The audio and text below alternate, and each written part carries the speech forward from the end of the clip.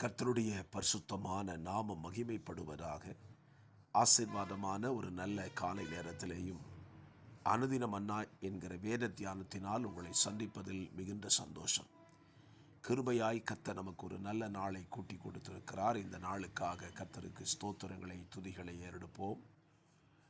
இந்த நாள் ஏப்ரல் மாதம் 29ஆம் தேதி செவ்வாய்க்கிழமை காலை வேளை. இந்த கால வேளையில் திரையிலே காண்கிற வசனத்தை கவனியுங்கள். ஒருவனுடைய வழிகள் கர்த்தருக்கு பிரியமாயிருந்தால் அவனுடைய சத்துருக்களும் அவனோடு சமாதானமாகும்படி செய்வார். நீதிமொழிகள் 18:7. ஸ்தோத்திரம். நமக்கு சமாதானம் இருக்கணும் அப்படின்னு சொன்னால், நாம் எல்லாரோடும் சமாதானமாக இருக்கணும் அப்படின்னு நினச்சோன்னா, அழகான ஒரு வார்த்தையை காலவெளியிலே ஆண்டவர் நமக்கு சொல்லுகிறார்.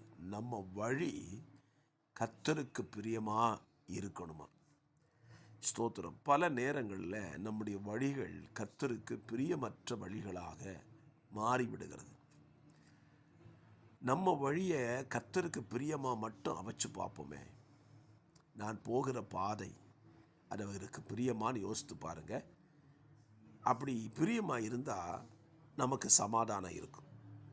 வேத புத்தகத்தில் ஒரு பரிசுத்தமான நினைவுபடுத்துகிறேன். என்னாகமம் 22, 23, 24 அதிகாரத்தில் பிலேயாமை குறித்து சொல்லப்பட்டிருக்கிறது. பிலேயாம் பணத்திற்காக ஜனங்களை சபிக்க புறப்பட்டு போகிறான். அந்த பிலேயாமுடைய வாழ்க்கையை பாருங்க. அவன் போகிற பாதை கர்த்தருக்கு பிரியம் இல்லாமல் இருந்துச்சு. அவனுக்கு பணம் பொருள் ஆசை மேலே ரொம்ப அதிகமாக இருந்ததுனால அதை நம்பி அவன் புறப்பட்டு போனான்.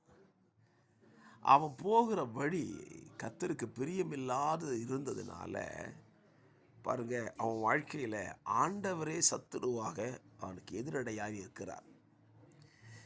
அவன் போகிற பாதையில் அவனுக்கு சமாதானம் இல்லை. கழுதை அவனுக்கு விரோதமாக இருக்குது. கழுதையினால் அவன் பாதிக்கப்படுறான்.